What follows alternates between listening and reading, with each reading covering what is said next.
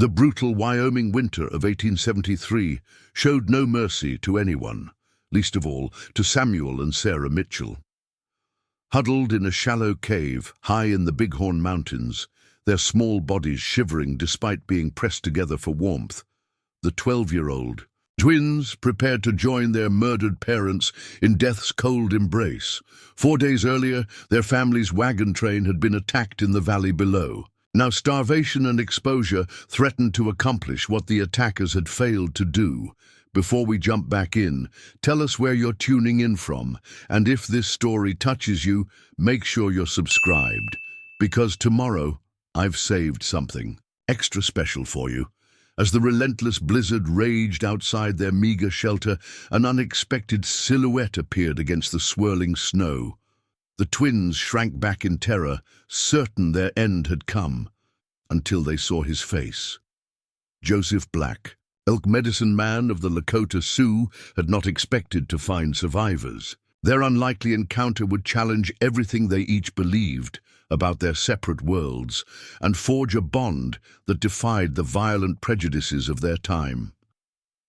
This is the extraordinary story of how 3 souls from warring sides of the American frontier found humanity in each other when all hope seemed lost. Samuel Mitchell squinted against the blinding whiteness of the snow-covered landscape, scanning desperately for any sign of game. His fingers, red and numb despite the rabbit fur mittens his mother had made him last winter, clutched a small hunting knife, the only weapon he had managed to grab during their frantic escape from the massacre. Beside him in the shallow cave, Sarah had fallen into an unsettling silence, her normally bright and inquisitive eyes dulled by hunger and trauma. The cheerful girl who once corrected her teachers and memorized poetry now barely spoke, her words replaced by a vacant stare that frightened Samuel more than their dire circumstances. "I'll find something today," he promised, though his voice lacked conviction. "Maybe a rabbit. They leave tracks in the snow." Sarah nodded slightly but didn't respond. She hadn't spoken a full sentence since watching their parents fall beneath the attackers' weapons. 6 days earlier, the Mitchell family had been traveling with the Henderson wagon train, 23 people in 8 wagons, making their way toward the promised prosperity of Montana Territory. Their father, William Mitchell, a former Union Army captain turned surveyor, had been hired to map potential sites for settlements and rail lines. Their mother, Elizabeth, a schoolteacher from Boston with progressive ideas about education for girls, had insisted on bringing her precious books, despite the limited space in their wagon. "A knowledge weighs nothing but carries you everywhere," she would say, whenever Samuel complained about loading yet another crate of books onto their already crowded wagon. The memory made Samuel's throat tighten with grief as he stepped cautiously from their shelter. His mother would never read to them again. His father would never again lift him onto his shoulders to point out constellations in the night sky.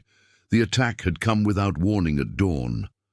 Samuel had been collecting water from a nearby stream when he heard the first screams. He dropped the bucket and run back toward the camp, only to freeze at the edge of the clearing, horrified by the scene before him. The Henderson wagon train had been specifically targeted, not by the Sioux as many would later claim, but by a band of outlaws, wearing war paint as disguise. This cruel deception had been employed before by those seeking to inflame tensions between settlers and native tribes, creating chaos they could exploit. Samuel had watched, paralyzed with terror, as their father attempted to reach their mother, only to be cut down mid-stride. Elizabeth Mitchell, who had always taught her children that violence solved nothing, had died trying to shield another family's baby in her arms. When one of the attackers noticed Samuel at the edge of the clearing, the boy had finally broken from his trance, sprinting back to find his twin, who had been gathering kindling in the opposite direction. "We have to run," he'd gasped, grabbing Sarah's hand. "Everyone, they're all—" He couldn't finish the sentence, but Sarah understood immediately, dropping her armful of sticks as Samuel pulled her toward the mountains that loomed above their campsite.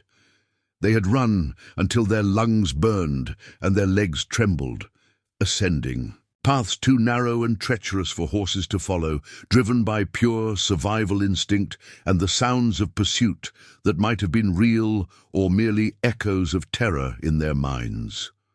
Only when they reached a high ridge, with the valley spread out below them, did they pause to look back. Smoke rose from the remains of their wagon train, dark smudges against the snow, marking the sites where bodies lay. From this distance the scene appeared almost peaceful, as though the violence had been a terrible dream. But the blood on Samuel's boots and the haunted look in Sarah's eyes confirmed the nightmare was real. That had been 4 days ago. 4 days of increasingly desperate attempts to survive in a wilderness for which they were woefully unprepared. They had found shelter in a shallow cave, little more than an indentation in the mountainside, and Samuel had tried to remember everything his father had taught him about surviving in the wild. He had managed to start a small fire using flint from his pocket and dry pine needles. He had collected snow in his mother's tin cup, melting it for drinking water, but food had eluded him. Neither twin had eaten since the hard biscuits and jerky Samuel had stuffed into his pockets during their flight had been exhausted 2 days. Earlier, the storm had arrived on the 3rd day, bringing howling winds and temperatures that plummeted far below freezing. Samuel had spent hours gathering what wood he could find before the blizzard made it impossible to venture out. They had huddled together around their small fire, wrapped in Sarah's woolen shawl, the only blanket they possessed, reciting Bible verses and poetry their mother had taught them, as though her words could somehow protect them from the cold's deadly grasp. By the 4th day of their ordeal, as Samuel ventured out in search of food, both twins knew they were approaching the limits of human endurance. Without food, with their fire dying for lack of fuel, and with the temperature continuing to drop, they would not survive another night. Samuel trudged through snow that reached his knees, his movements growing sluggish as his body temperature dropped.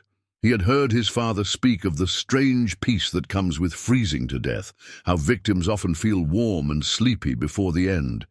He wondered if that was happening to him now, as the bitter cold seemed somehow less biting, and a peculiar detachment settled over his thoughts. "I should turn back," he mumbled to himself, his words forming white puffs in the frigid air. "Check on Sarah." As he turned toward their shelter, a movement in his peripheral vision made him freeze, something dark against the whiteness. At first, he thought it might be a deer, a desperate but welcome source of food. But as his eyes focused through the swirling snow, he realized with a jolt of terror that the shape was human. A man on horseback, moving steadily through the storm. Not one of the attackers. This figure was alone, and dressed differently. Samuel dropped to his knees behind a snow-covered boulder, his heart hammering against his ribs as he watched the rider approach. The man wore a buffalo hide robe wrapped around his shoulders, his long black hair partially visible beneath a fur cap. His horse, a sturdy painted pony, picked its way carefully along the treacherous mountain path with the sure-footedness that spoke of intimate familiarity with this terrain. Samuel recognized immediately that the rider was Sioux, likely from one of the northern bands that still moved freely through these mountains despite increasing pressure from the U.S. Army. His father had often spoken with cautious respect about the Lakota, even when other settlers voiced nothing but hatred and fear. "They fight to protect what's theirs," William Mitchell had once explained during a tense discussion with other men in their previous settlement. "Just as any of us would do." Those words echoed in Samuel's mind as he watched the rider draw nearer, to the area where their cave was located. A terrible choice confronted him: remain hidden and hope the man passed by without discovering Sarah, or return to the cave to protect his sister if he could. The decision was made for him when the rider suddenly halted, turning his head toward the exact location of their shelter, as if guided by some sixth sense. Samuel watched in horror as the man dismounted and approached the cave entrance, disappearing. From view inside, Sarah was alone, weakened by hunger and cold, with no means to defend herself. Desperation drove Samuel from his hiding place. Clutching his small knife, he ran as fast as the deep snow would allow, the cold forgotten in his rush to reach his twin. He half slid down the slope to their cave, stumbling at the entrance and falling to his knees just inside the shelter. What he saw there stole the breath from his lungs. The Sioux man knelt beside Sarah, who remained huddled by the dying embers of their fire. But instead of threatening her, he was carefully wrapping his own buffalo robe around her shivering form, speaking to her in a low, gentle voice, words in his native tongue that Samuel couldn't understand, but whose comforting intention was unmistakable. The man looked up as Samuel crashed into the cave, dark eyes assessing him with neither hostility nor surprise, as if he had known all along that there were two children, not one. With deliberate slowness, he raised one hand, palm outward, in what was clearly a universal gesture of peace. "Your sister is very cold," he said in accented but clear English. "The fire dies. She needs warmth." Samuel remained frozen in the cave. Entrance, knife still clutched in his hand, torn between suspicion born of recent trauma and desperate need for the help this stranger might provide. "Who are you?" he managed, his voice cracking with cold and fear. "What do you want?" The man regarded him steadily, his weathered face revealing nothing of his thoughts. Finally he spoke again, his deep voice carrying an authority that seemed to fill the small space. "I am Joseph Black Elk of the Hunkpapa Lakota. I seek no harm to children who have already seen too much harm." He gestured toward the pathetic remains. "Of their fire, I bring food, warmth, life." His gaze moved between the twins, settling finally on Samuel. "The choice to accept is yours." Behind him, Sarah stirred within the folds of the buffalo robe, her eyes meeting her brother's. For the first time in days, Samuel saw something other than emptiness in his twin's gaze, a flicker of hope, fragile but unmistakable. In that moment, on the edge of survival and death, a decision that would alter the course of 3 lives hung in the balance, awaiting the choice of a 12-year-old boy who had just days ago watched his world collapse into blood and ash. Preparing and narrating. This story took us a lot of time, so if you are enjoying it, subscribe to our channel. It means a lot to us. Now back to the story. Samuel's grip on the knife loosened, his arm dropping to his side as exhaustion and reality overwhelmed his fear. What choice did they truly have? Without help, they would be dead by morning. "We accept," he said, his voice barely above a whisper. Joseph, Black Elk nodded once, acknowledgement rather than triumph in his expression. From within his deerskin shirt, he produced a small pouch, extracting strips of dried meat. "Pemmican," he explained, offering pieces to both children. "Eat slowly, small bites. Your stomachs have forgotten food." The twins obeyed, their bodies desperate for nourishment.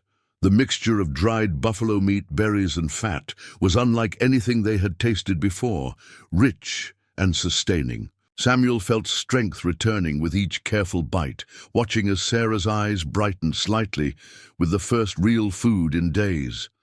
As they ate, Joseph moved with practiced efficiency, rebuilding their dying fire with wood from a bundle strapped to his horse.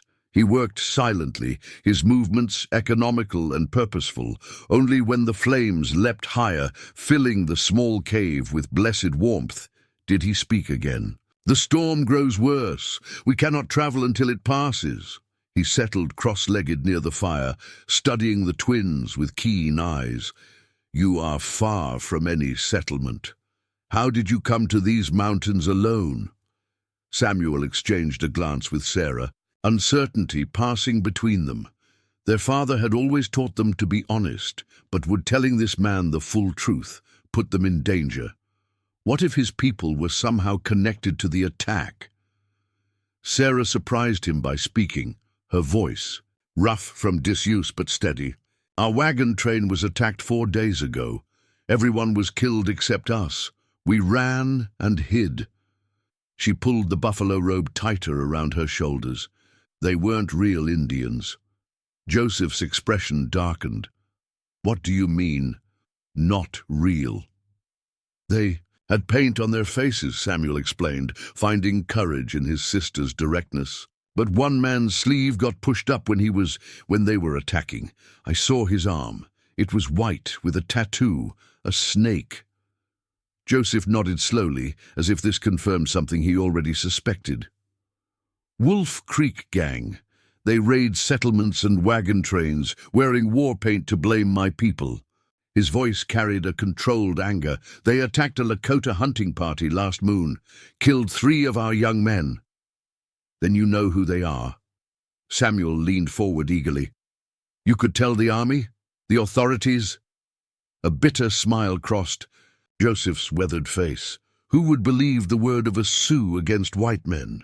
When Indians die, there is no justice. When whites die, killed by whites pretending to be Indians, it is Indians who are punished. The harsh truth silenced Samuel. Even at 12, he understood the reality Joseph described. He'd heard enough adults' conversations, read enough newspaper accounts to know how these matters typically unfolded. Our father would have believed you, Sarah said quietly. He respected your people. He said the treaties should be honored. Joseph studied her thoughtfully. Your father sounds like an unusual man. He was a surveyor, Samuel explained. Captain William Mitchell. He fought in the war, then worked for the railroad. But he didn't like how some of the other surveyors treated the tribes they encountered. He said, Samuel's voice caught as grief washed over him anew. He said you can't build a lasting future on broken promises. Something shifted in Joseph's expression, a recognition, perhaps even a momentary softening of the guardedness he maintained. I knew of your father, he said, surprising both twins. 2 summers ago he came with other men with measuring tools. They camped near our hunting grounds. The others wanted to drive us away. Your father spoke with our chief instead, asked permission to pass through, shared his food and coffee. That sounds like Papa, Sarah whispered, tears welling in her eyes for the first time since the massacre. Until now, she had been too shocked, too numb to weep. Joseph allowed them a moment of silence before continuing. How did you survive the attack? The twins took turns explaining their desperate flight into the mountains, their meager efforts to find food and shelter, their increasing desperation as the weather worsened.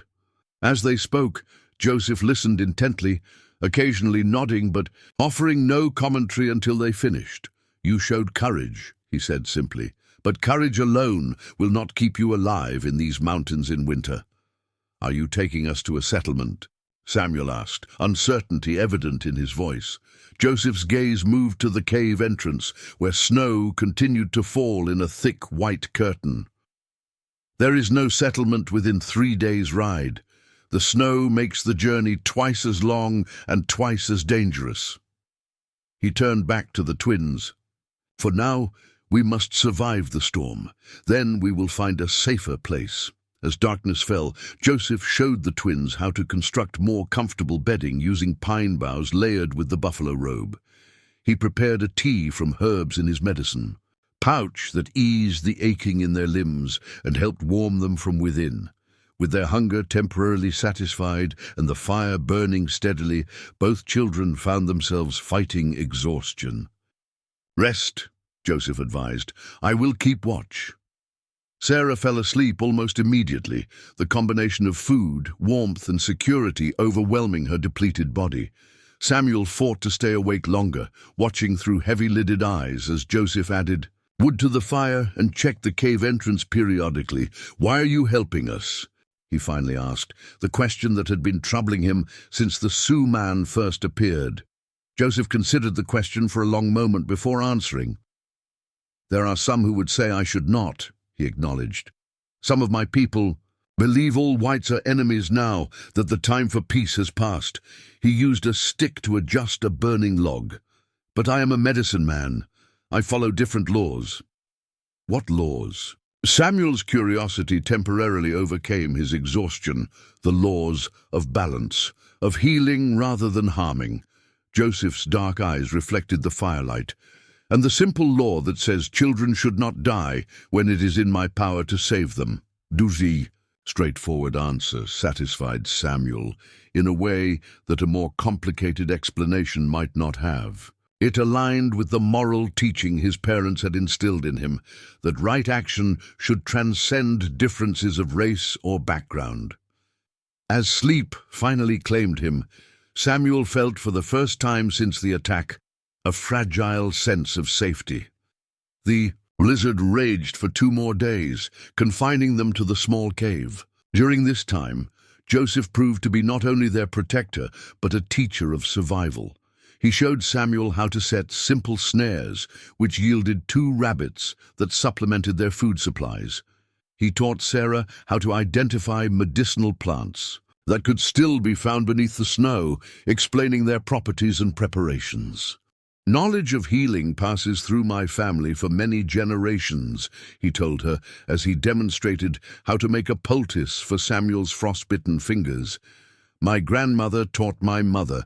My mother taught me. Now I teach you." Sarah absorbed these lessons eagerly, her natural intelligence finding purpose in this practical education. For the first time, Samuel saw glimpses of his sister's former self emerging from behind the wall of trauma the massacre had created. On the morning of the 3rd day, they awoke to an altered world. The storm had passed during the night, leaving behind a crystalline silence and sunlight that transformed the snow-covered landscape into a dazzling expanse of white. Joseph stood at the cave entrance, surveying the mountains with a practiced eye. "We can travel today," he announced, "but the journey will be difficult." "Where are we going?" Samuel asked, joining him at the entrance. Joseph pointed toward a distant ridge. "Beyond those peaks lies a hidden valley. My people have a winter camp there. Smaller than our summer village, just a few families who prefer the mountains to the reservation." He glanced at the twins. "It is 3 days' journey, if we are fortunate." "Will they welcome us?" Sarah asked, the practical question revealing her underlying anxiety. Joseph's expression remained unreadable. "They will honor my decision to help you. Beyond that," he shrugged slightly, "trust must be earned on both sides."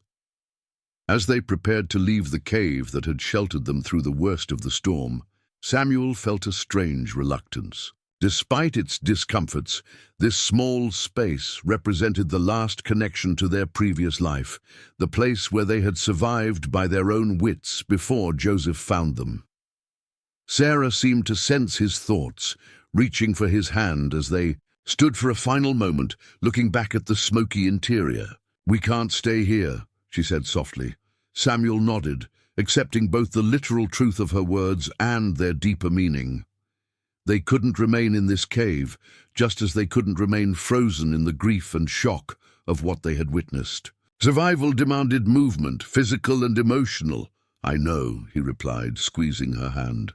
Together, they turned toward Joseph, who waited patiently beside his horse. The journey ahead was uncertain, fraught with dangers both natural and human.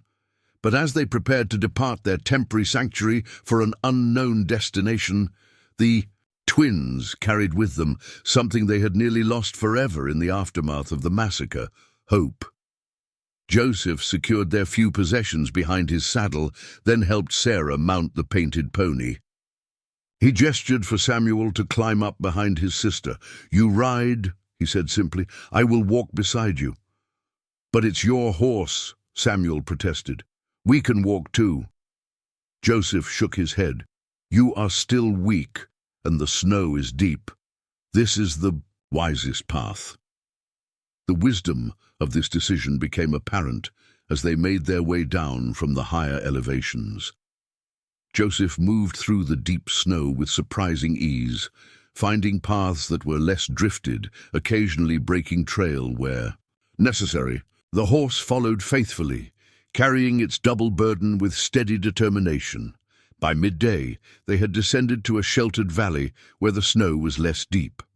Joseph allowed a brief rest, sharing more of his provisions and checking Samuel's fingers, which were healing well under Sarah's careful treatment. As they prepared to continue, a distant sound froze them all in place, the unmistakable crack of a rifle shot echoing among the mountains. "Down," Joseph commanded, his voice barely audible as he gestured for the twins to dismount and seek cover behind a large boulder. Samuel helped Sarah from the horse, their movements clumsy with sudden fear as Joseph led the animal behind the natural shelter. "Was that a hunter?" Samuel whispered, his heart pounding against his ribs. Joseph shook, his head, his expression grave. "No hunter fires one shot and stops. They would continue hunting." He peered cautiously around the edge of the boulder. "That was a signal." "Signal for what?" Sarah's voice trembled slightly, the old terror returning to her eyes. "For others," Joseph replied, his gaze sweeping the distant ridges. "Wolf Creek gang often uses gunshots to communicate when tracking." The implications hit Samuel like a physical blow. "They're still looking for us?" Joseph nodded grimly. "Dead witnesses tell no stories, and they know 2 children escaped." He checked his own weapon, a knife at his belt, clearly wishing for something more substantial. "We must change direction. They will expect us to head towards settlements." Without further discussion, he led the twins and his horse deeper into the forest that bordered the valley, moving away from their original path. The going was more difficult here, with thick underbrush beneath the snow and low-hanging pine branches that whipped at their faces, but Joseph moved with purpose, occasionally pausing to listen or examine marks in the snow that Samuel couldn't identify.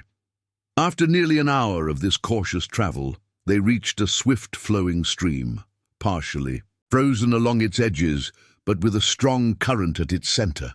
"We follow the water," Joseph announced. "It hides our tracks and leads to higher ground where we can see what pursues us." The decision made sense, but Samuel noticed Sarah struggling more with each passing minute. The initial burst of energy, provided by food and rest, had faded, and she stumbled frequently, her face pale with exhaustion. "She needs to rest," Samuel said quietly to Joseph. The Sioux man studied Sarah for a moment, then nodded. "There is a place ahead, not far. A hunting shelter I have used before." He helped Sarah back onto the horse, and they continued along the streambed, moving more slowly now, but with the same deliberate care. The winter sun was already sliding toward the western horizon when they finally reached the shelter Joseph had mentioned. It was little more than a lean-to, its back formed by a natural rock overhang, its sides and front constructed of interwoven branches reinforced with animal hides. But it offered protection from the wind and reasonable concealment, situated as it was among a stand of dense pines. Joseph quickly checked the interior before allowing the twins to enter. Inside, they found evidence of previous use: a stone-ringed fire pit, a stack of dried wood beneath a hide cover, and what appeared to be food stores wrapped in oiled skin and suspended from the low ceiling. "Your supplies?" Samuel asked, impressed by the foresight such preparation represented. "All hunters maintain shelters throughout our hunting grounds," Joseph explained, as he helped Sarah settle onto a bed of pine boughs. "We share them as needed. Take what we must, replace what we can." He busied himself preparing a small, nearly smokeless fire while Samuel tended to his sister. Sarah's face felt warm to the touch, warmer than it should, even accounting for their exertion. "I think she has a fever," Samuel said anxiously. Joseph placed a weathered hand on Sarah's forehead, his expression confirming Samuel's fears. "The cold has sickened her. She pushed her body too far before we met. Now it demands rest." From his medicine pouch, Joseph extracted various dried herbs, carefully selecting several and crushing them between his fingers before adding them to a small amount of melted snow water in a hide cup. When the mixture had steeped, he supported Sarah's head while she drank. "This will cool the fire inside," he explained. "She must sleep now. Her body will heal if we give it time." Samuel sat beside his sister, watching her face as she drifted into an uneasy slumber. The thought of losing her, his twin, his only remaining family, created a crushing pressure in his chest. They had survived the initial attack, survived days alone in the mountains, only to face new dangers with every passing hour. "Will she be all right?" he asked, unable to keep the tremor from his voice. Joseph settled across the small fire, his face half illuminated, half in shadow. "Your sister has strength hidden beneath her quiet ways," he said, "but we must remain here until her fever breaks. Moving her tomorrow would be unwise." Samuel nodded, accepting this assessment even as new worries crowded his thoughts. "But what about the men searching for us? Won't staying in one place make us easier to find?" "The stream hid our tracks. This shelter is known only to my people." Joseph arranged his knife and a stout club, fashioned from pine, within easy reach. "I will. Keep watch. You should rest while you can." Despite his concern for Sarah, exhaustion soon claimed Samuel. He awoke some time later to the disorienting awareness that hours had passed.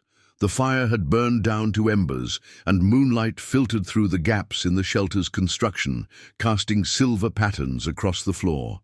Sarah still slept. Beside him, her breathing steadier than before, though her face remained flushed. Joseph sat near the entrance, motionless as a statue, his attention fixed on something outside. "What is it?" Samuel whispered, crawling to join him. Joseph didn't answer immediately. When he did, his voice was pitched so low that Samuel had to strain to hear. Riders, 3 of them, crossing the valley below. Samuel peered through the narrow opening, his eyes gradually adjusting to the moonlit landscape. Far below, barely visible among the trees, he could make out the movement Joseph had detected, mounted figures moving steadily along the very path they would have taken had they not diverted to the stream.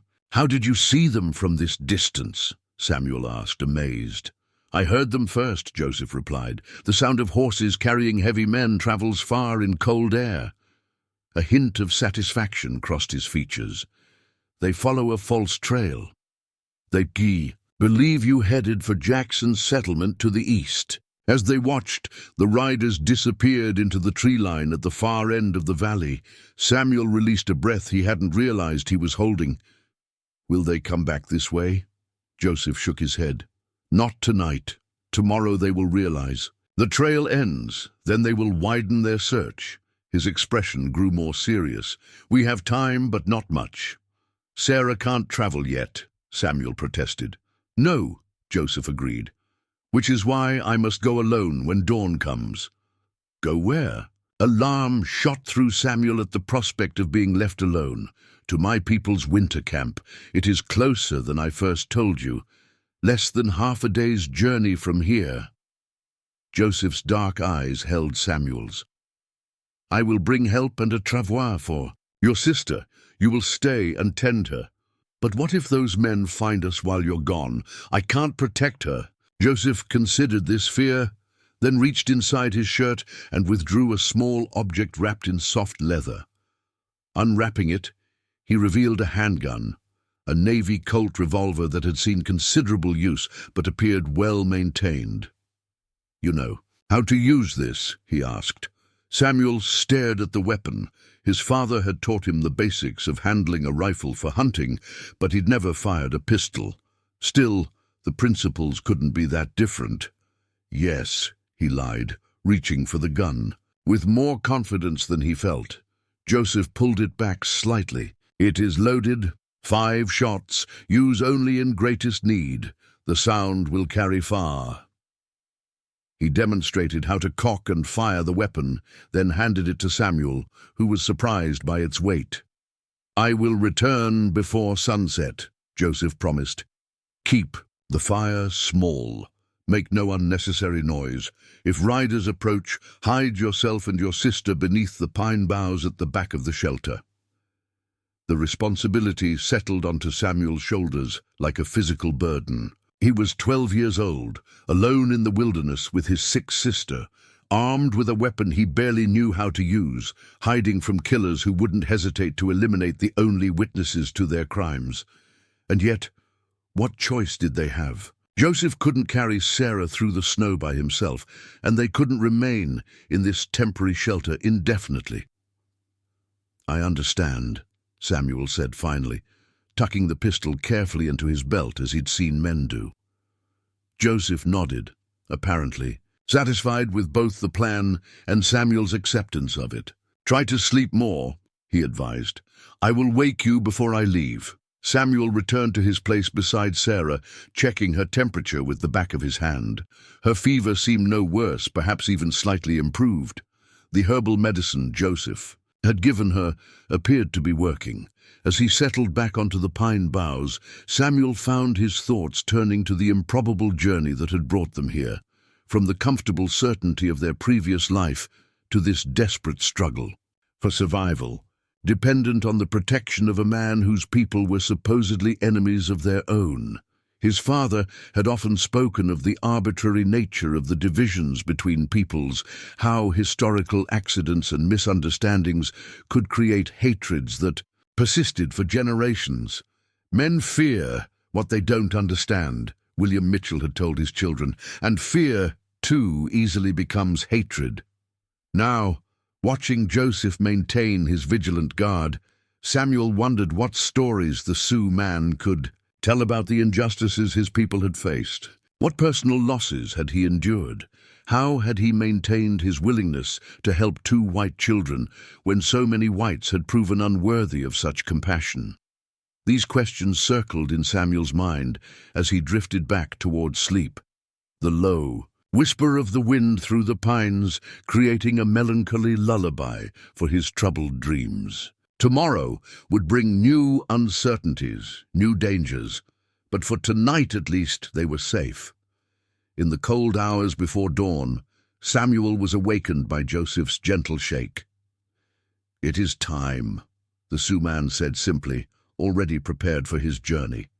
He had left additional food, water and herbs within easy reach and had built up the fire to provide warmth for several hours. Most importantly, he had given clear instructions for treating Sarah's fever and what to do if various emergencies arose. "Remember," Joseph said as he prepared to depart, "stay inside, stay quiet. I will return with help before the sun touches those western peaks." He pointed to a distant mountain range, clearly visible through the trees. Samuel nodded, clutching the revolver for reassurance. "We'll be waiting." With one last look at the sleeping Sarah, Joseph slipped out of the shelter and disappeared into the pre-dawn shadows, moving as silently as the deer he often hunted. Samuel secured the entrance behind him, then settled in for the longest wait of his young life. The shelter seemed unnervingly quiet after Joseph's departure. Samuel busied himself tending to Sarah, whose fever continued to hover at a worrying level.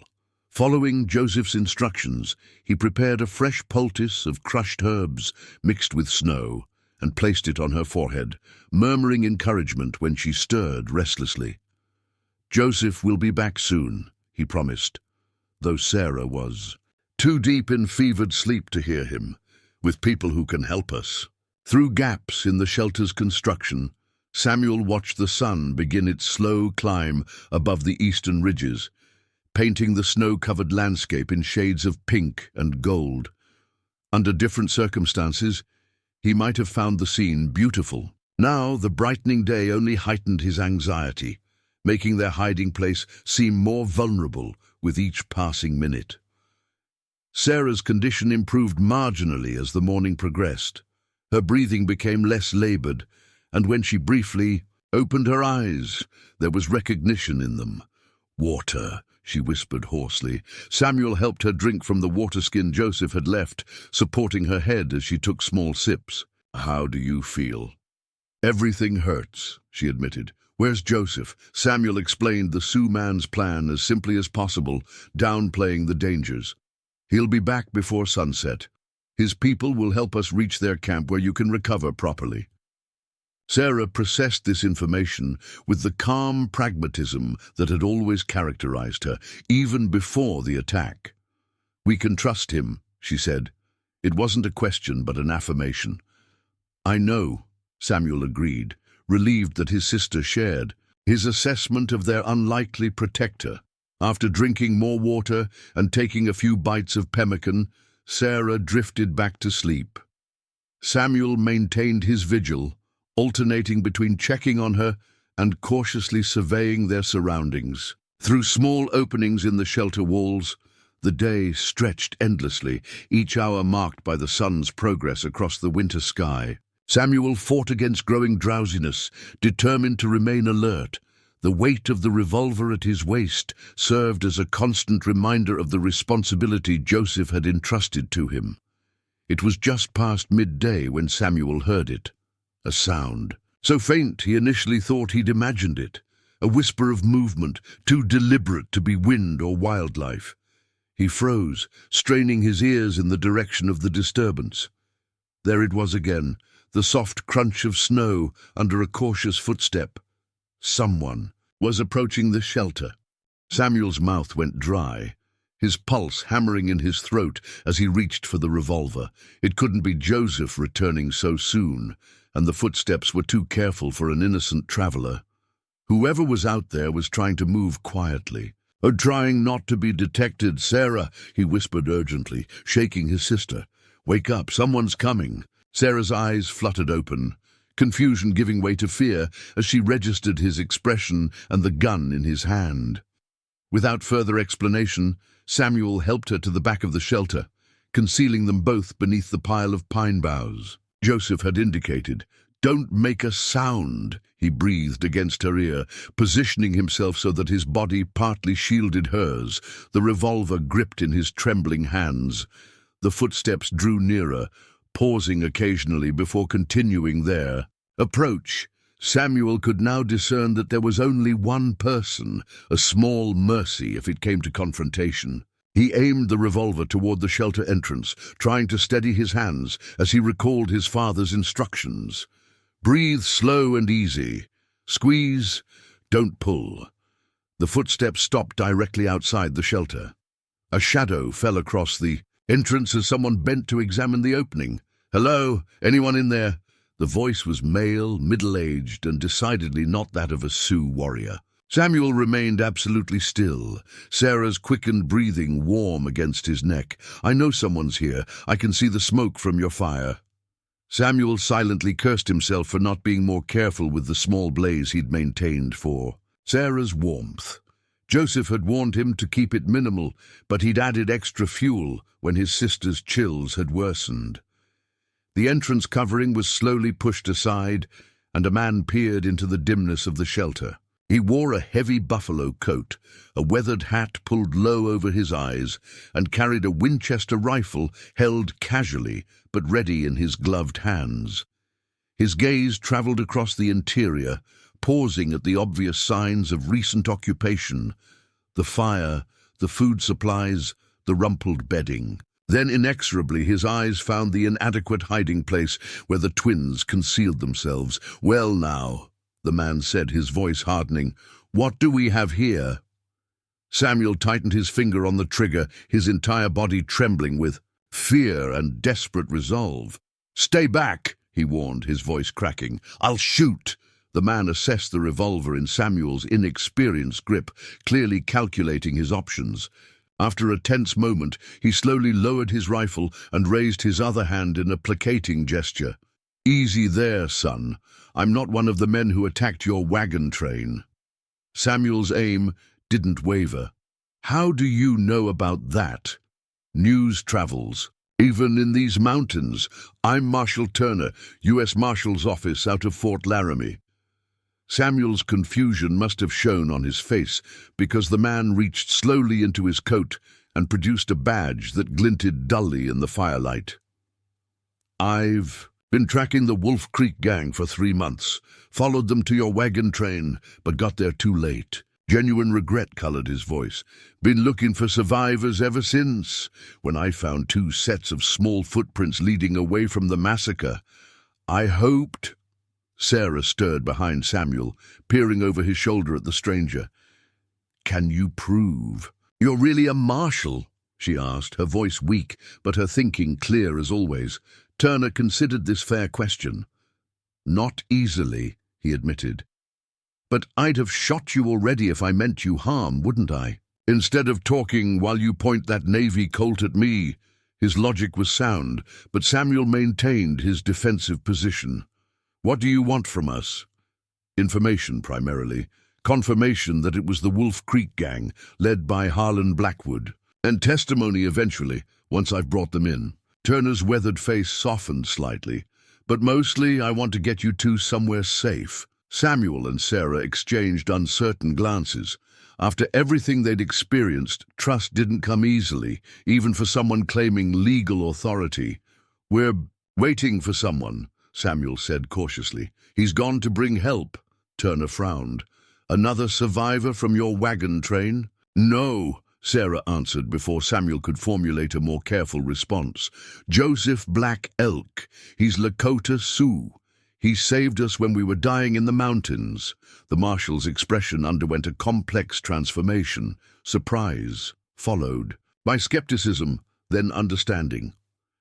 A Sioux, you say, and you trust this man?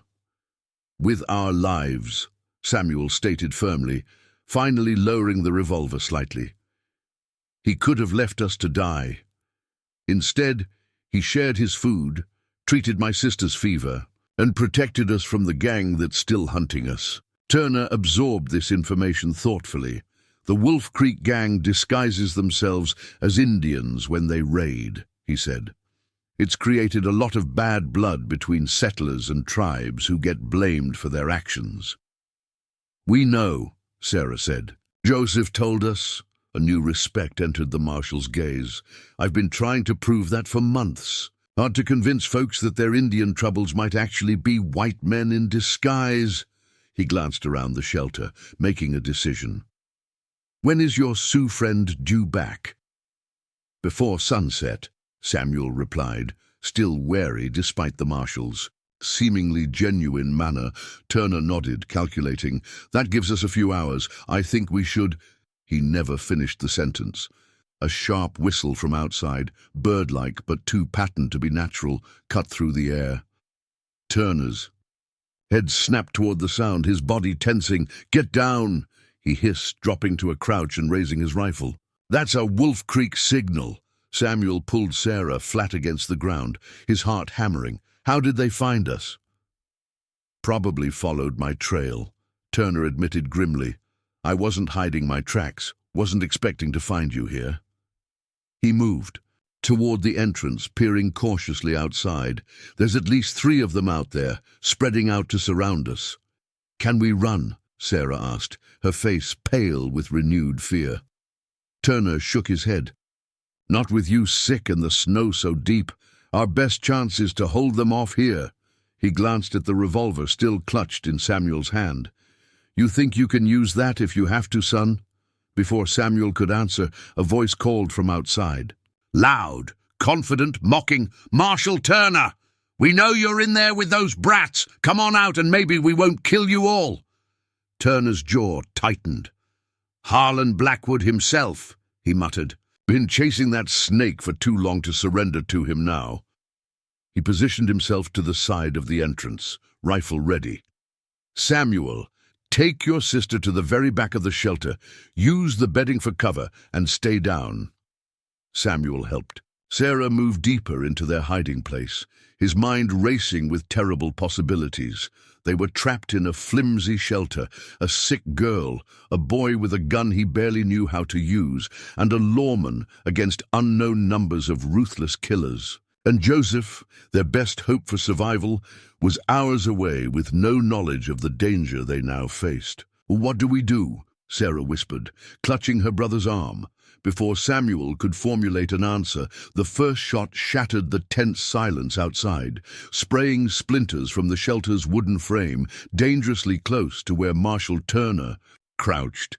The siege had begun.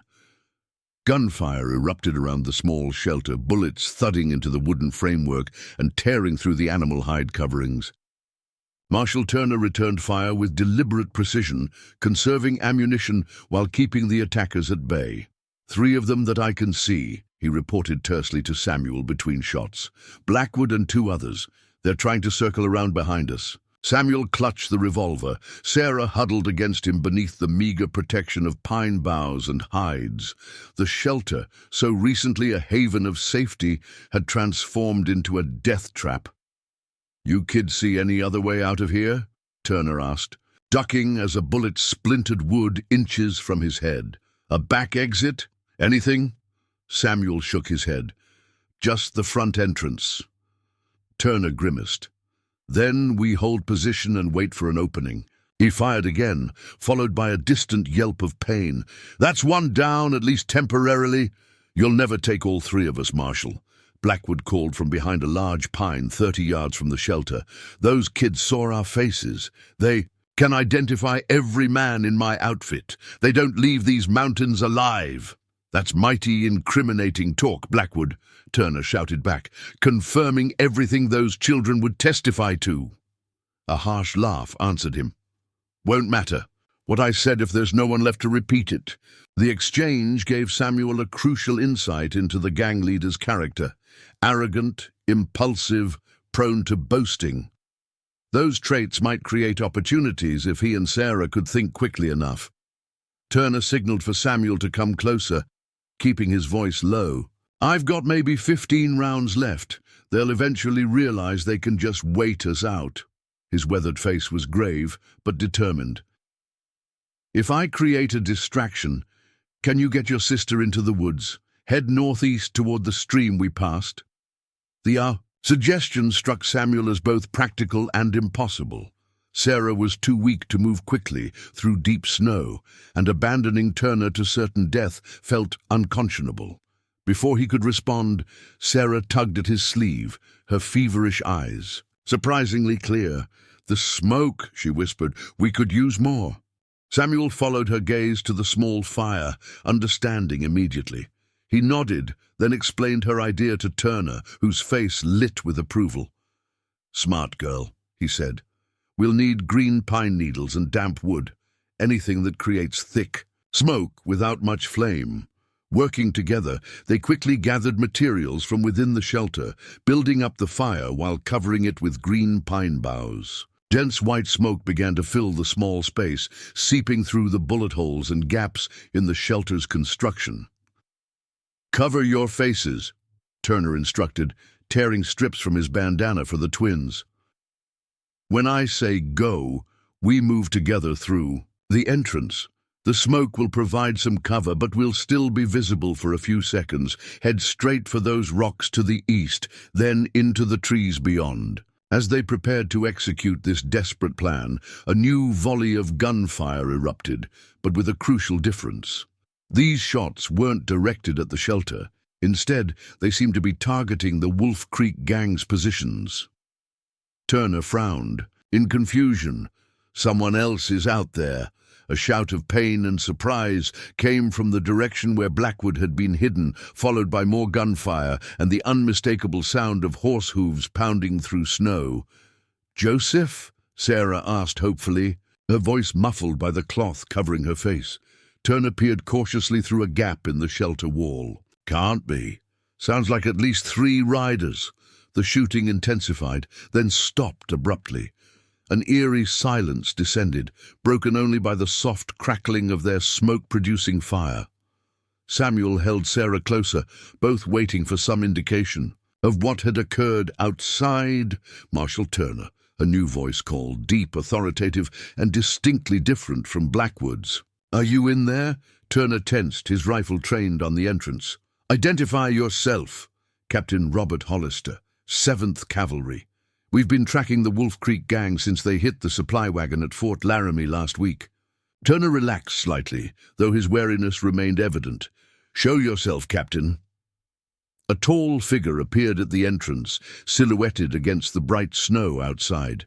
He pulled aside the covering and peered through the smoke, his uniform, immediately identifying him as Army. "Quite a smoke screen you've got here, Marshal," he commented, waving away the thick white clouds. "Clever tactic. You can come out now. We've driven them off. Got one of them, wounded another." "Blackwood?" Turner asked sharply. "Escaped, unfortunately," the captain admitted. "But he left 2 men behind, and they'll talk to save their necks." Turner finally lowered his rifle, gesturing for the twins to stay behind him as they emerged from the smoke-filled shelter into the crisp mountain air.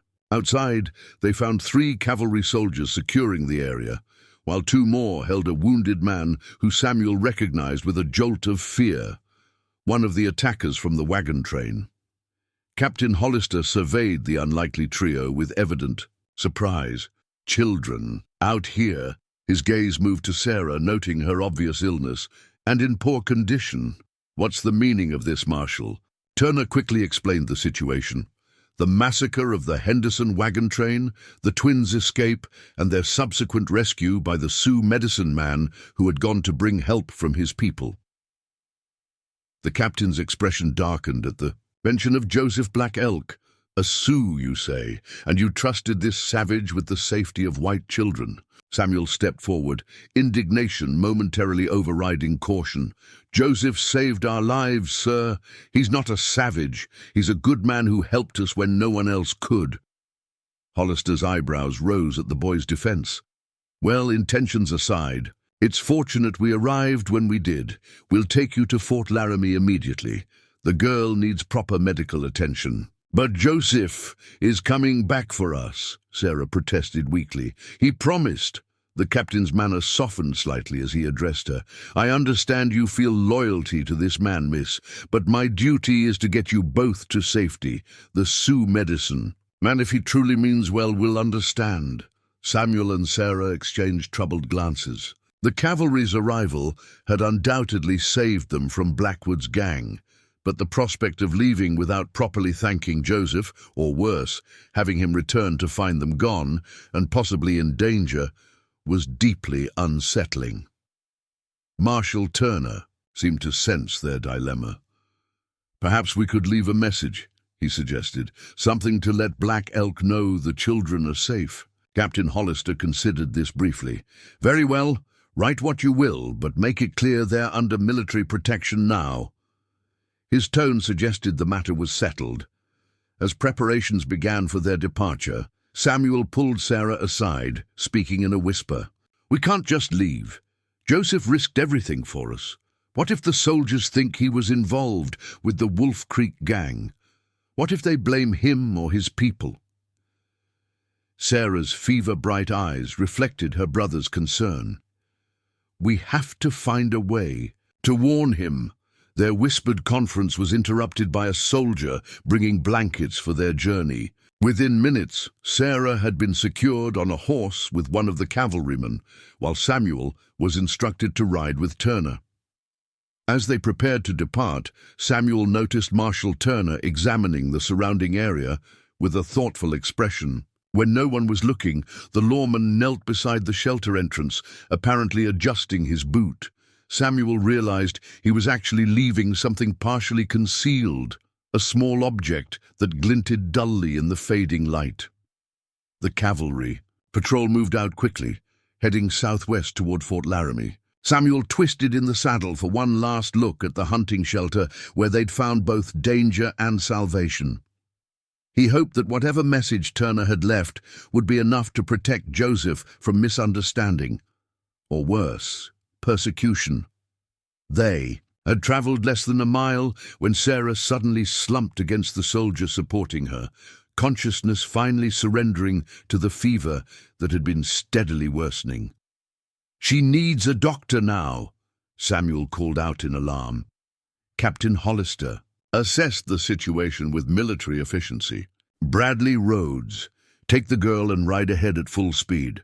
The rest of us will follow with the boy and the prisoner." Two soldiers quickly transferred Sarah to the strongest horse, one mounting behind her to keep her secure. They galloped ahead, soon disappearing around a bend in the trail that wound down from the mountains. Samuel watched them go, torn between concern for his sister and mounting anxiety about Joseph. The Sioux man would be returning to the hunting shelter soon, expecting to find them waiting. Instead, he would discover an abandoned, bullet-riddled structure and signs of military presence. "She'll be all right, son," Turner said quietly. "Army doctors are good men." "It's not just Sarah I'm worried about," Samuel admitted. Turner nodded, understanding. "Your Sioux friend made a powerful impression on you both in a short time. He saved us when he could have just passed by. He shared his food and medicine when he had barely enough for himself. He taught us how to survive."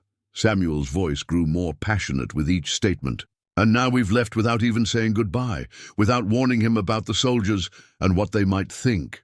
The marshal considered this, then spoke in a voice pitched for Samuel's ears alone. "That knife I left by the shelter entrance.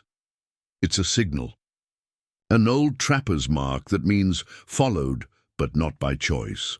If your Joseph Black Elk is as knowledgeable about mountain ways as you say, he'll understand." This small comfort eased Samuel's immediate fears, but deeper concerns remained.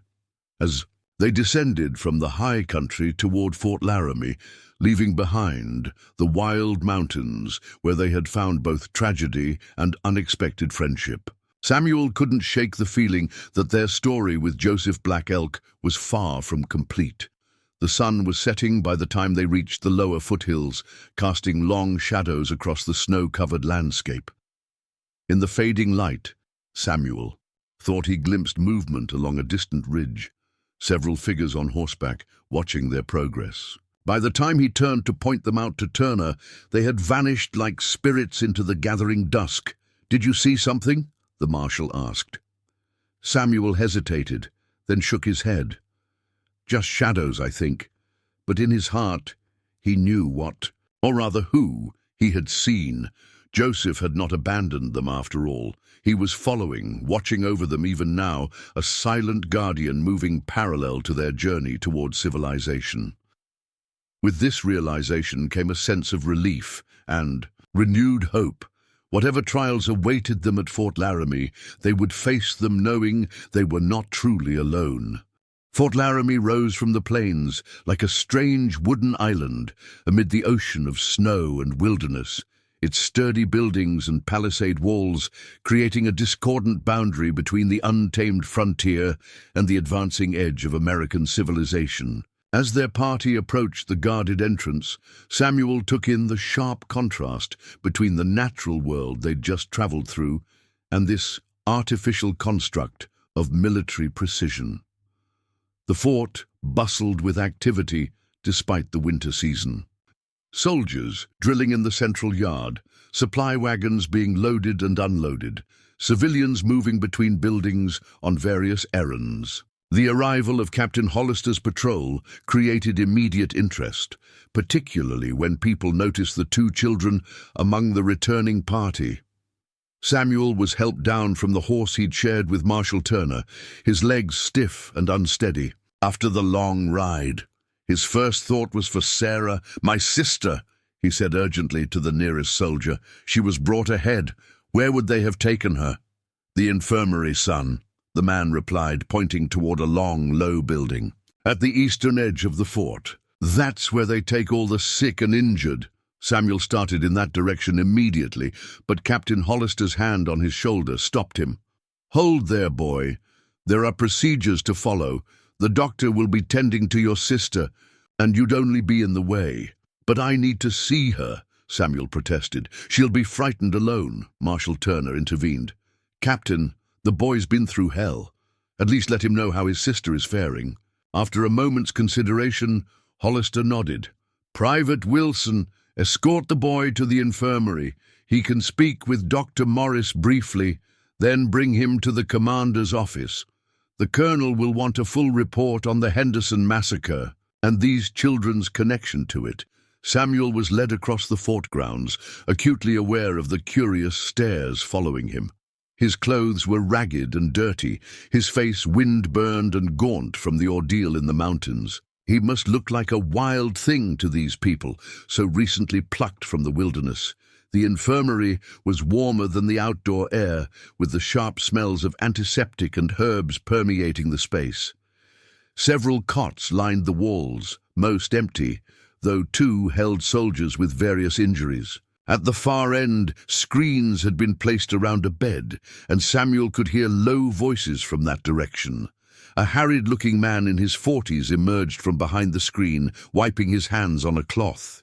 His sleeves were rolled up, and he wore a leather apron over civilian clothes. "Dr. Morris," Private Wilson called. "This is the girl's brother. Captain Hollister said he could have a word with you." The doctor approached, studying Samuel with professional assessment. "You're the Mitchell boy? Samuel?" Samuel nodded anxiously. "How's Sarah? Is she going to be all right?" Dr. Morris's expression softened. "Your sister has pneumonia, son. It's serious, particularly given her weakened state and exposure to the elements. But she's young and surprisingly resilient. I've given her medicine to reduce the fever and help with the congestion. Can I see her? She's sleeping now. The laudanum I gave her for the pain will keep her under for several hours." Seeing Samuel's distress, the doctor added, "You can look in on her briefly, but don't wake her. Rest is the best medicine for her condition." Samuel was led behind the screen, where he found Sarah looking impossibly small and fragile in the adult-sized cot. Her face was flushed with fever, but her breathing seemed steadier than it had been in the mountains. A middle-aged woman sat beside the bed, wringing out a cloth in a basin of water before placing it gently on Sarah's forehead. "This is Mrs. Abernathy, the colonel's wife," Dr. Morris explained quietly. "She assists with nursing duties when needed." The woman looked up, offering Samuel a kind smile. "Your sister is being well cared for," she assured him. "I have daughters of my own. I'll watch over her as if she were one of them." Samuel whispered his thanks, reluctant to leave but understanding that he had no choice. Private Wilson was already signaling that it was time to go, his orders clearly to deliver Samuel to the commander without delay. "You can return after you've spoken with Colonel Abernathy," the doctor promised. "And after you've had a meal and cleaned up, I'd wager." Samuel was escorted to the headquarters building at the center of the fort. Inside, Captain Hollister and Marshal Turner were already engaged in discussion with a distinguished-looking officer, whose silver hair and commanding presence immediately identified him as someone of importance. "Colonel, this is Samuel Mitchell," Captain Hollister announced as they entered, "one of the survivors I mentioned." Colonel Abernathy studied Samuel with keen grey eyes that seemed to miss nothing. "Sit down, son," he said, gesturing to a chair. "You look dead on your feet." Samuel sank gratefully into the offered seat, suddenly aware of how completely exhausted he was. The warmth of the room, after days of bitter cold, combined with relief at reaching safety and concern for Sarah, left him light-headed and struggling to focus. "I understand from Captain Hollister's preliminary report that you and your sister escaped a massacre perpetrated by the Wolf Creek Gang," the colonel began, "and that you subsequently encountered a Sioux medicine man who assisted you." Samuel nodded, gathering his thoughts. "Yes, sir. Joseph Black Elk found us when we were near death from cold and hunger. He fed us, sheltered us, and was bringing help from his people when the Wolf Creek Gang found our hiding place." The colonel exchanged glances with Hollister before continuing. "This puts us in a somewhat delicate position, young man. Relations with the Sioux are "You complicate it at present." Marshal Turner leaned forward. "Colonel, if I may, Black Elk's actions speak for themselves. He saved these children when he could have simply passed by or even harmed them. That suggests he's not aligned with the more militant factions. Perhaps," the colonel conceded, "or perhaps he saw an opportunity to curry favor. The Sioux are not above using such gestures strategically." Samuel felt a surge of indignation. "Joseph wasn't being strategic, sir. He was being human. He treated my sister's fever and taught us how to survive. He protected us from men who murdered our parents." His voice rose with emotion. "He's a good man, and I don't care what color his skin is." An uncomfortable silence followed this outburst. Colonel Abernathy studied Samuel with renewed interest, neither angry nor particularly moved by the boy's defense. "You've had extraordinary experiences for one so young," he finally said, "and formed strong opinions based on them. That's natural. But you should understand that one man's actions don't necessarily reflect the broader realities of the frontier." Before Samuel could respond, the door opened and a breathless private entered. "Sir, riders approaching from the north. Sioux warriors, at least a dozen. They've stopped just beyond rifle range and sent a single rider forward under a white flag." The room erupted into activity. Colonel Abernathy issued rapid orders, dispatching Hollister to organize a defensive response while maintaining the potential for peaceful communication. Marshal Turner was asked to remain with Samuel, who immediately grasped the significance of this development. "It's Joseph," he said with certainty. "He's come for us." The colonel paused at the door. "That remains to be seen, son. Stay here until we determine their intentions." As the colonel departed, Samuel turned to Turner. "They won't hurt him, Will." "They? He's coming under a white flag." "The colonel's a fair man," Turner assured him, though his expression reflected concern. "But these are tense times. The Sioux won't be welcomed inside the fort, not with so many of them." Samuel moved to the window, peering out at the activity in the parade ground. Soldiers were taking positions along the walls, rifles at the ready, while officers shouted commands and civilians hurried to places of safety. The atmosphere had transformed from routine military order to alert wariness in minutes. "I need to be out there," Samuel insisted. "Joseph came because of us. I should explain to the colonel, make him understand." Turner hesitated, then nodded. "You're right, but stay close to me, and let the military men handle the formal parley. Your word might carry weight afterward, but protocol must be followed first." They made their way outside, where Colonel Abernathy and Captain Hollister stood at the fort's main gate, watching as a solitary figure approached on horseback across the open ground. Even at a distance, Samuel immediately recognized Joseph Black, Elk's distinctive bearing and the painted pony he rode. The Sioux medicine man had adorned himself in full ceremonial attire, feathers in his hair, face painted with symbolic markings, a magnificent buffalo robe draped across his shoulders. Behind him, barely visible at the edge of a distant copse of trees, waited other mounted warriors, their presence a reminder that Joseph did not come alone or unprotected. "That's him," Samuel confirmed to Turner. "That's Joseph." The marshal guided Samuel toward the colonel, positioning them slightly behind the military men, but close enough to observe the interaction. Joseph halted his horse about 20 yards from the gate, raising one hand in greeting. "I am Joseph Black Elk of the Hunkpapa Lakota," he called in clear English. "I come seeking 2 white children who were under my protection. My scouts tell me they were brought to this fort." Colonel Abernathy stepped forward. "The Mitchell children are here and receiving care. The girl is ill with pneumonia, but being treated by our doctor." Joseph's face betrayed no emotion, though Samuel sensed his concern. "I would see them, assure myself of their well-being." "That won't be possible," Captain Hollister interjected. "The fort is closed to Indians, especially with the recent attacks on settlers." "Attacks not perpetrated by my people," Joseph replied evenly, "as the children can attest." Samuel couldn't remain silent any longer. Breaking away from Turner's restraining hand, he pushed forward to stand beside the colonel. "Joseph, I'm here. Sarah is being cared for. She's going to be all right."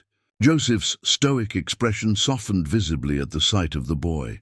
"Samuel, you're well?" "Yes, thanks to you. The army got to us just after you left. They drove off Blackwood and his men." Colonel Abernathy frowned at this interruption but allowed it to continue, recognizing the potential value of this exchange in diffusing tension. Joseph studied Samuel carefully before returning his attention to the colonel. The boy and his sister were witnesses to crimes committed by white men disguised as Lakota. This is a pattern we have seen before: settlers killed and my people blamed. I took these children under my protection to ensure the truth would be known. "So you say," Captain Hollister muttered skeptically. "It's true," Samuel insisted. "The Wolf Creek gang paints their faces to look like Indians. I saw one man's sleeve get pushed up. He had white skin and a snake tattoo. Marshal Turner has been tracking them for months for doing this very thing." Turner stepped forward to add his professional assessment. "The boy's account aligns with evidence I've gathered across 3 territories, Colonel. The Wolf Creek gang deliberately incites hatred between settlers and tribes to cover their activities." Colonel Abernathy absorbed this information thoughtfully. The situation was clearly more complex than it had initially appeared, with implications that extended far beyond the fate of 2 orphaned children. Joseph remained mounted, his dignity and calm presence creating a strange island of serenity amid the tension.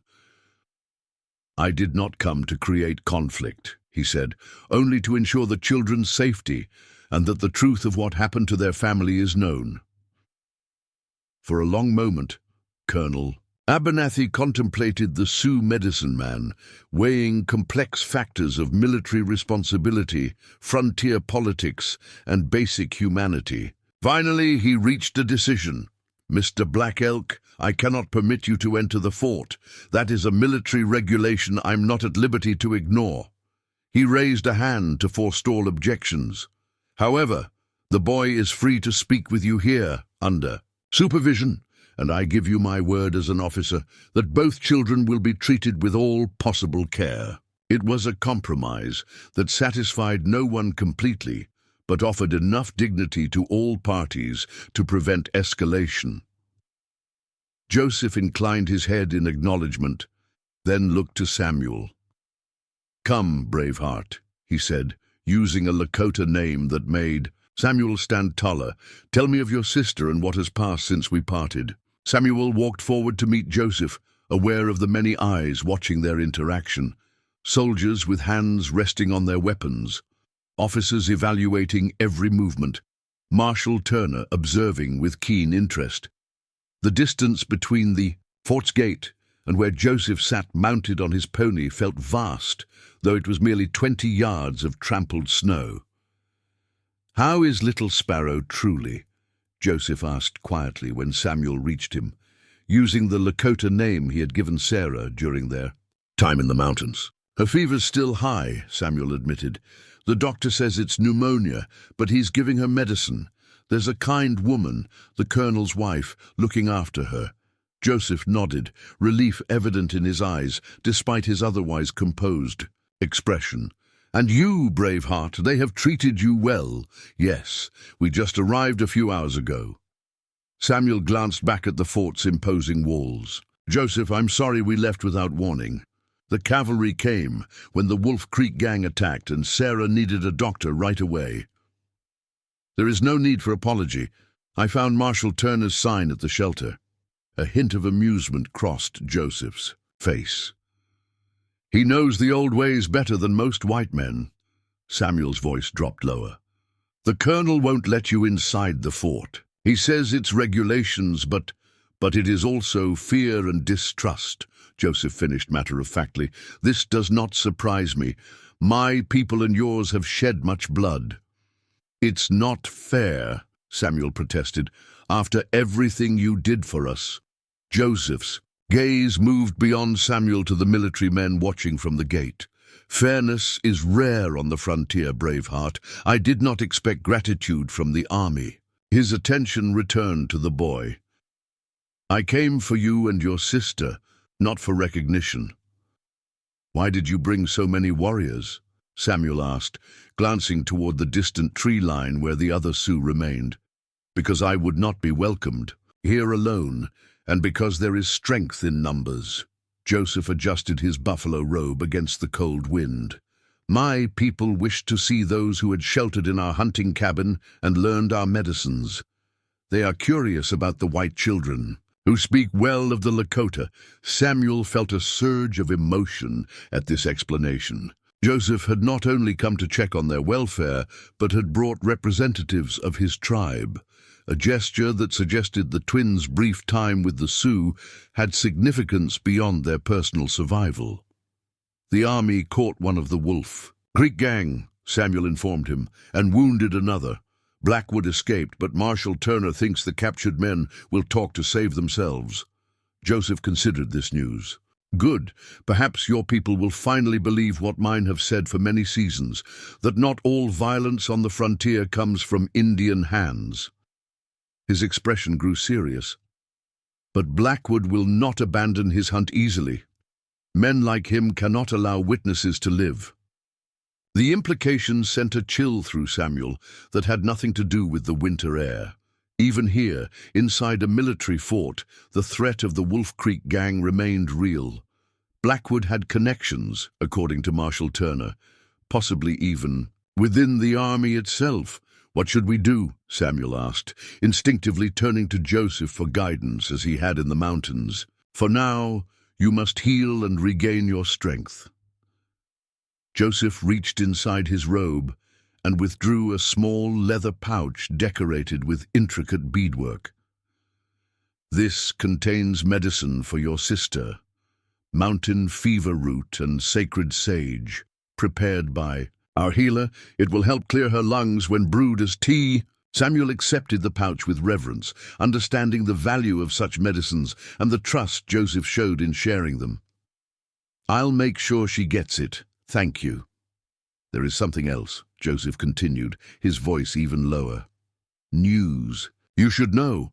When I returned to the hunting cabin and found you gone, I tracked the cavalry's path for some distance. They were not the only ones following your trail. More of the Wolf Creek gang? Samuel asked anxiously. Joseph nodded grimly. 3 riders, keeping their distance from the soldiers, but clearly pursuing the same track. They turned back when the patrol reached the foothills. But they know where. You have been taken.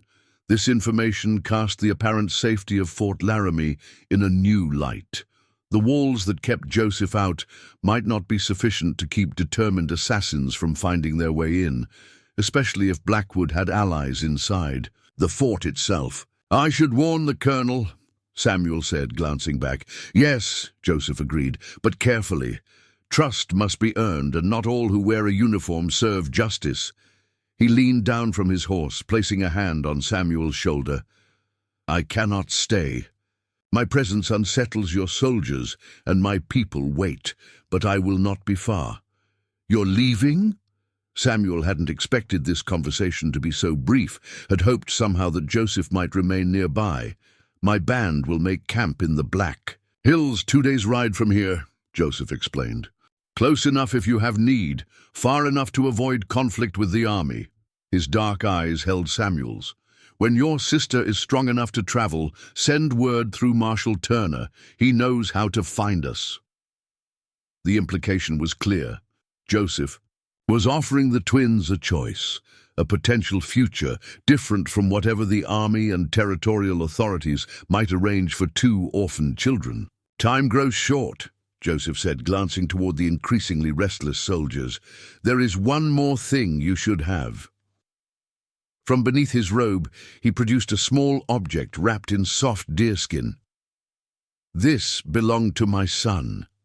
Samuel carefully unwrapped the bundle to reveal a beautifully crafted knife with a bone handle intricately carved with symbols he didn't recognize.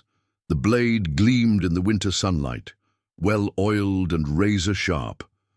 Your son? Samuel asked, surprised. Joseph had never mentioned having children. He walks with the ancestors now, Joseph said simply, the pain evident despite his controlled expression, taken by the spotted fever 2 winters past. He would have been your age. The gift's significance suddenly became clear to Samuel. This was no ordinary blade, but a treasured connection to Joseph's lost child. That he would part with such a meaningful object spoke volumes about his feelings toward the twins. "I can't take this," Samuel protested, though his fingers instinctively curled around the knife's handle. "It's too important." Joseph shook his head. "A knife kept in memory serves no purpose. In your hands it honors my son by protecting those in need." A rare smile crossed his weathered features. "Besides, a man should have a good blade on the frontier." Before Samuel could respond, Captain Hollister's voice rang out from the gate. "That's long enough. The boy needs to come back inside now." Joseph straightened on his horse, once again, the dignified medicine man. "Remember what I taught you, brave heart. Watch the wind, listen to the silence, trust your spirit." He raised his hand in farewell. "And know that the Lakota remember their friends." With that, he wheeled his pony around and rode back toward his waiting tribesmen, his buffalo robe billowing behind him like a chief's war banner. Samuel watched him go, the knife clutched tightly in his hand, until Marshal Turner gently guided him back toward the fort's gate. "That's quite a gift," the lawman observed, nodding toward the blade. "Black Elk must think highly of you." "It was. His son's," Samuel explained quietly. "His son who died." Turner's eyebrows rose in surprise. "Then you've received a rare honor, son. The Sioux don't part with such connections lightly." As they passed through the gate, Samuel noticed Colonel Abernathy watching Joseph's retreating figure with a thoughtful expression. "Your Sioux friend is an unusual man," the colonel remarked. "Not many Indians would ride up to a fort's gates with just a white flag for protection." "Joseph isn't afraid," Samuel said simply. "He knows he's done nothing wrong." "Perhaps," the colonel allowed. "But courage and innocence aren't always enough on the frontier." He turned his attention to the leather pouch in Samuel's hand. "What did he give you?" "Medicine for Sarah. Herbs that help with fever and breathing." Colonel Abernathy looked skeptical. "Dr. Morris has proper medical supplies. The Sioux medicines worked in the mountains," Samuel interrupted, then added more respectfully, "Sir, they might help her recover faster if Dr. Morris allows it." After a moment's consideration, the colonel nodded. "I'll have the doctor examine them. If he finds nothing harmful, he may try them as a supplement to his own treatments." He gestured toward headquarters. "Now we need to complete our discussion about your situation and plans for your future care." Samuel followed reluctantly, casting one last glance toward the distant figures, now disappearing into the tree line. Joseph had offered them a potential path, but it was one fraught with uncertainty and challenges. The army and territorial authorities would surely have their own ideas about what should happen to 2 orphaned children. As they entered the headquarters building, Samuel carefully tucked both the medicine pouch and knife into his clothing. Whatever the future held, these connections to Joseph Black Elk and the people who had saved them when all seemed lost would remain with him. Tangible reminders that humanity could transcend the arbitrary boundaries drawn on maps and in men's minds. Captain Hollister held the door, regarding Samuel with newfound curiosity. "You've had quite an education in frontier life, haven't you, boy? Most children your age know Indians only from dime novels and frightening stories."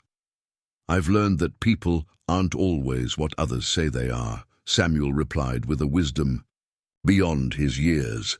"And that kindness can come from unexpected places." The captain had no immediate response to this simple truth, a philosophy earned through hardship and survival that challenged many of the assumptions underpinning frontier relations. Instead, he merely gestured Samuel inside, where the adults would once again debate the twins' fate without fully understanding the journey that had brought them to this crossroads between two worlds.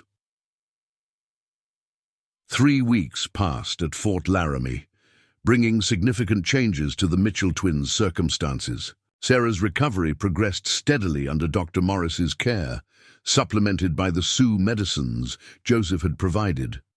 Though still weak, she had graduated from bedridden invalid to cautious mobility, taking short walks around the infirmary with Mrs. Abernathy's assistance.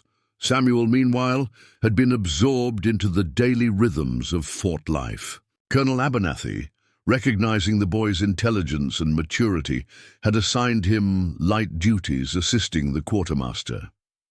The work kept Samuel occupied and provided valuable insights into the fort's operations, including who entered and left, information that might prove crucial if Blackwood's men attempted to infiltrate. The fate of the captured Wolf Creek gang member had been swift and decisive. Under Marshal Turner's skilled interrogation, the man had revealed details about Blackwood's operations across 3 territories, confirming the gang's deliberate strategy of disguising themselves as Indians to deflect blame. His testimony, combined with evidence from the massacre site and the twins' account, created a comprehensive picture of the gang's movements and methods. Most importantly, Samuel and Sarah learned that the territorial governor had taken a personal interest in their case. After receiving Colonel Abernathy's report, word arrived that the governor's sister and her husband, a childless couple of good standing in St. Louis, had offered to become the twins' guardians once the immediate danger from Blackwood had passed. "It's a generous proposal, Colonel," Abernathy explained one evening as Samuel sat with Sarah in the infirmary. "The Hawthorns are respected people. He's a professor at Washington University, and she's active in numerous charitable organizations. You'd receive proper education, comfortable living arrangements, and a stable future." "In St. Louis?" Sarah asked, her first extended contribution to the conversation. Though her voice remained weak, her mind was clearly engaged. "That's very far from here." "Nearly 1,000 miles, the colonel confirmed, "which would put substantial distance between you and any remaining threat from the Wolf Creek gang." Samuel exchanged a glance with his sister, reading her thoughts as only a twin could. Throughout their lives, they had rarely needed words to communicate their deepest concerns. "When would we leave?" he asked. "As soon as Sarah is strong enough to travel. Perhaps another week." The colonel studied them both. "It's the best outcome we could have hoped for. Few orphans of frontier violence find such fortunate placement." After he departed, the twins sat in silence for several minutes, the weight of the decision hovering between them. "They're sending us away," Sarah finally said, "far from everything." Samuel nodded, understanding the unspoken elements of her concern. Far from Joseph and his people. Since the Sioux medicine man's visit 3 weeks earlier, there had been no further contact. The Lakota band had moved into the Black Hills as Joseph had indicated, maintaining a respectful distance from the fort while remaining within reach if needed. Marshal Turner had departed a week ago, promising to check on the Sioux camp and return with news. "I've been dreaming of the mountains," Sarah confessed quietly, "of the hunting cabin and morning star sky." She named the young Lakota woman who had assisted with her care during their brief time in the winter camp. "Do you think they've forgotten us?" "Joseph wouldn't forget," Samuel said with certainty, his hand unconsciously moving to the knife he kept concealed beneath his borrowed army shirt. "He said to send word when you were stronger." "I'm stronger now," Sarah stated, a determination in her voice that had been absent since their parents' deaths.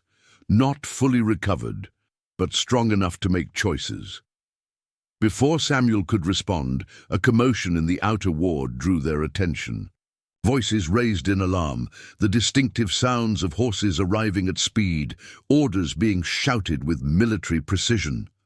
A young private burst into the infirmary, his expression urgent. "Samuel, the colonel wants you immediately. Marshal Turner has returned with news." Heart-pounding, Samuel followed the soldier across the parade ground to headquarters, where he found a scene of controlled chaos. Marshal Turner stood before Colonel Abernathy's desk, his clothing trail-worn and his face grim. Captain Hollister and several other officers crowded the small office, their expressions ranging from concern to outright alarm. Blackwoods gathered. "Reinforcements," Turner was explaining as Samuel entered. "At least 15 men, well armed and determined. They've been watching the fort for days, according to Joseph Black Elk." "The Sioux has been spying on us?" Captain Hollister demanded. "No," Turner corrected firmly. "He's been watching those who watch you. His scouts identified at least 3 separate observation points around the fort, all manned by Blackwood's people." Colonel Abernathy noticed Samuel's arrival. "Mitchell, come in. This concerns you and your sister directly." Turner acknowledged Samuel with a nod before continuing. "According to my Sioux informant, Blackwood plans to attack the supply wagon that's scheduled to leave for Cheyenne tomorrow. He believes the children will be on it, the first leg of their journey east." A chill ran through Samuel. The Wolf Creek leader had accurately discerned their intended departure, though he was a day early in his assumption. "How could he know our plans?" the colonel demanded. "Because someone inside the fort is feeding him information," Turner stated bluntly.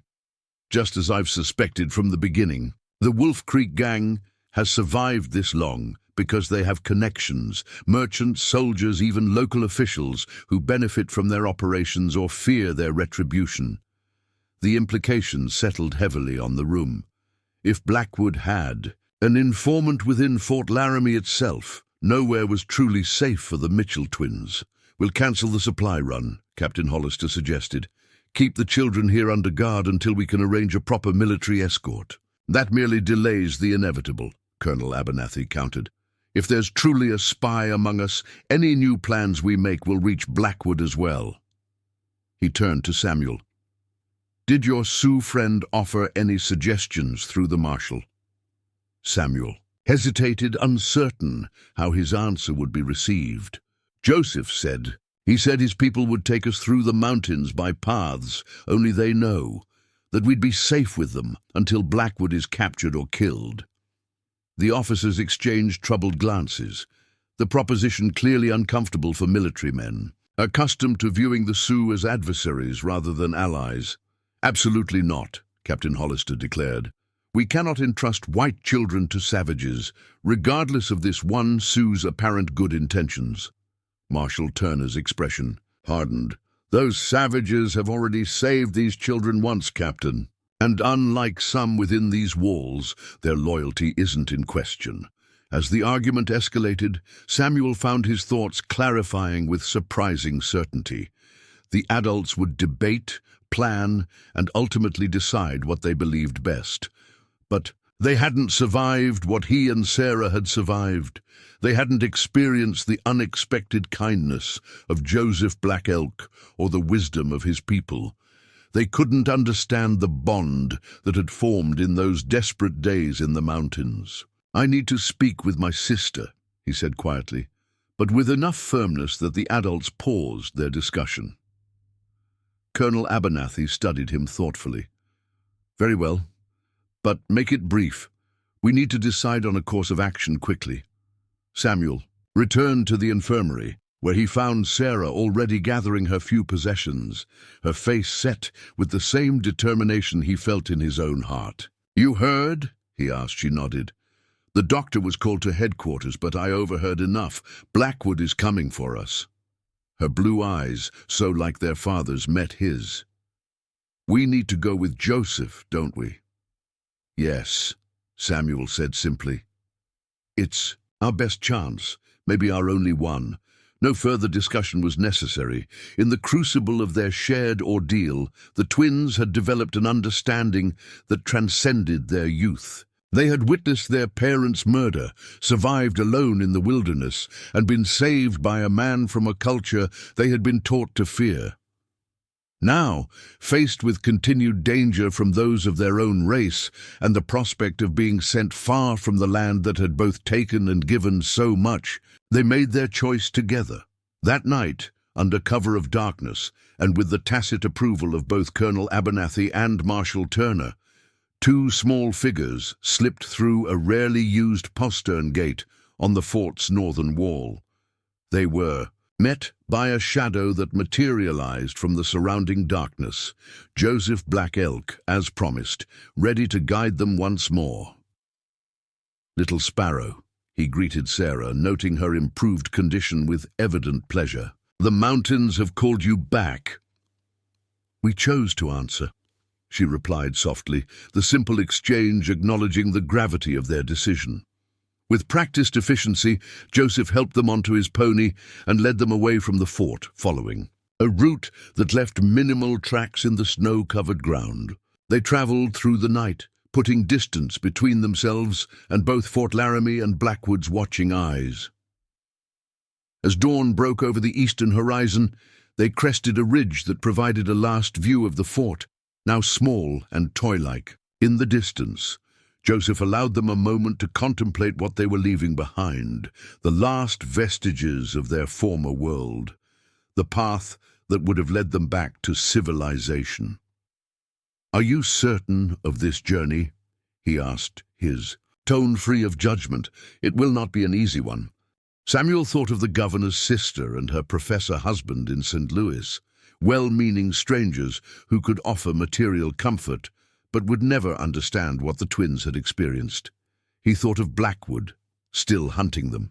With ruthless determination, he thought of the mountains that had nearly killed them, and then, through Joseph, had given them a new kind of life. "We're certain," he answered for both of them. Sarah nodded her agreement. "Our parents taught us that family isn't just blood, but people who care for each other, who protect each other." Her gaze met Joseph's with surprising steadiness. "Your family now?" The Sioux medicine man's weathered face revealed a depth of emotion rarely displayed.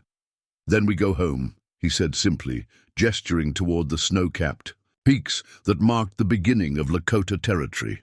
As they continued their journey, Samuel felt the weight of recent events begin to lift. The grief for their parents would never entirely disappear, nor would the horror of witnessing their murder.